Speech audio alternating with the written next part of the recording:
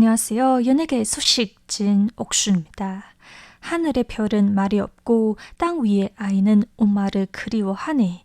이 가사와 멜로디는 타이완 사람들의 가슴 속에 수십 년간 자리 잡은 서정적인 구절입니다. 오늘 방송에서는 타이완의 대중문화사에서 결코 빼놓을 수 없는 국민 영화 루빙화의 깊은 서사와 함께 최근 칸 영화제 및 극장가를 감동으로 물들인 소식들을 가득 채워 소개해드리겠습니다. 영화 루빙화는 1989년에 개봉한 타이완의 대표적인 고전 명작입니다. 이 작품은 타이완 문학의 어머니로 부리는 학가적 출신 작가 종자오정이 1960년에 발표한 동명 장편 소설을 바탕으로 제작되었습니다. 1960년대 당시 대부분의 문학 작품이 정치적 이념을 담던 시대였으나 종자오정은 향토 문학의 형식으로 한 시골 아이의 삶과 비극을 통해 당시 농촌 사회에 소외된 계층과 교육체제 모순을 적나라하게 보여주었습니다. 이후 1989년 양리고 감독이 메가폰을 잡고 타이완 영화계 거장 5년 전 작가가 가폰을 맡아 영화화되면서 타이완 전역에서 큰 사회적 반향을 일으켰습니다. 실제로 지난 2023년 국가영화 및 시청문화센터에서 진행한 내가 가장 사랑하는 타이완 장편 영화 온라인 투표에서 전 연령층의 표를 싹쓸이하며 1위를 차지해 시대를 초월해 사랑받는 면실상부한 타이완의 국민 영화임을 입증하기도 했죠. 이 전설적인 영화가 최근 국가영화 및 시청문화센터를 통해 2K 디지털 리마스터링 버전으로 완벽하게 복원되어 극장에 재개봉했습니다. 상영 이후 많은 관계 발걸음이 이어지며 흥행 수익 650만 뉴 타이완 달러, 한화 약 2억 8,500만 원을 돌파했는데 향후 원작자의 배경을 살린 하카오 더빙판도 선보일 예정이라 큰 기대를 모으고 있습니다. 특히 주목할 만한 소식은 이 디지털 리마스터링 버전이 올해 제79회 칸 영화제 칸 클래식 부문에 공식 초청되었다는 점인데요. 디지털로 보관한 고전이나 영화 역사와 영화적 인물을 재조명하는 작품들을 선정해 생하는 이 섹션에 올해는 타이완 영화로 유일하게 이름을 올린 것입니다. 칸 현지 상영 당시 영화가 후반부로 향할수록 관객석 그곳에서 눈물이 터져 나왔고 상영이 끝난 뒤에도 뜨거운 박수와 환호가 이어졌다고 합니다. 한 해외 관객은 이렇게 극장에서 울어본 건 정말 오랜만이다 라며 감격을 전했고 1960년대 시골에서 자란 일본의 세계적인 아티스트 나라 요시토모 역시 SNS에 동시대 타이완 농촌을 배경으로 그림의 천재성을 지닌 소년과 차 농가의 삶을 통해 지역 격차와 교육 문제를 조명한 작품이라 정말 보고 싶다라며 깊은 공감을 표했습니다.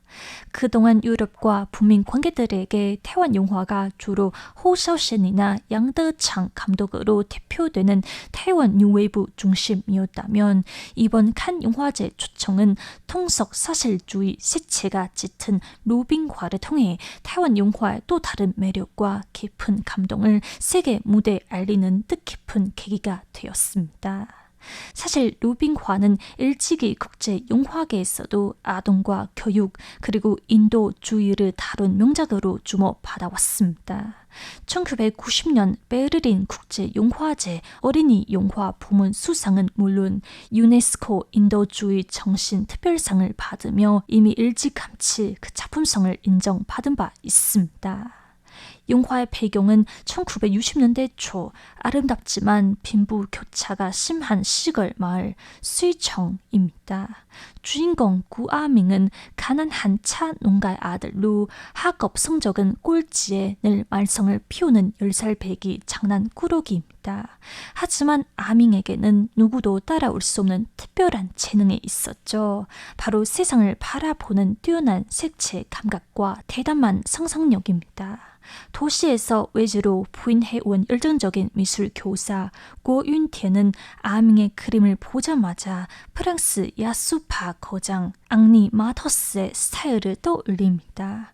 정형화된 틀에 갇히지 않고 자신이 느끼는 주관적 감정을 강렬한 색채와 눈부신 풋터치로 표현하는 진정한 예술적 청재성을 알아본 곳이죠.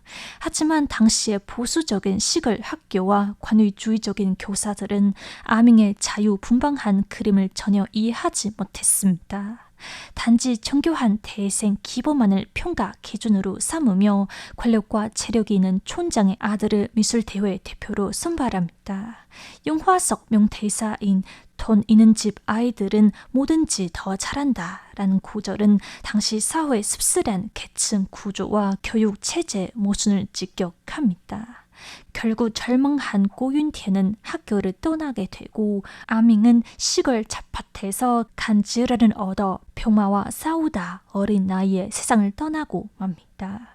죽기 직전까지 고 선생님이 선물한 빨간 크레 파스를 손에 쥐고 아름다운 풍경을 그리려 했던 아밍의 모습은 관객들의 가슴을 오목하게 만들었습니다. 아밍이 세상을 떠난 뒤에야 고윤태이 가져간 아밍의 그림 차벌레가 세계 어린이 미술 대회에서 대상을 수상했다는 소식이 들려옵니다. 온 마을이 뒤늦게 천재가 나왔다며 환호하지만 아밍의 누나 차매는 차가운 현실 앞에서 속으로 이렇게 되뇌입니다. 아밍이 상을 받기 전에는 오직 고 선생님만 천재라고 해주셨는데 이제 상을 받으니 다들 청재라고 말하는구나. 하지만 이제 와서 무슨 소용이 있을까? 아밍은 이제 영원히 다시 그림을 그릴 수 없는데. 용화 제목 루빙화는 차밭에 심어지는 작은 노란 꽃입니다. 학명인 루피너스를 음욕한 이름이지만 타이완어와 하카오로 길가의 꽃이란 소리와 참 비슷하게 들립니다.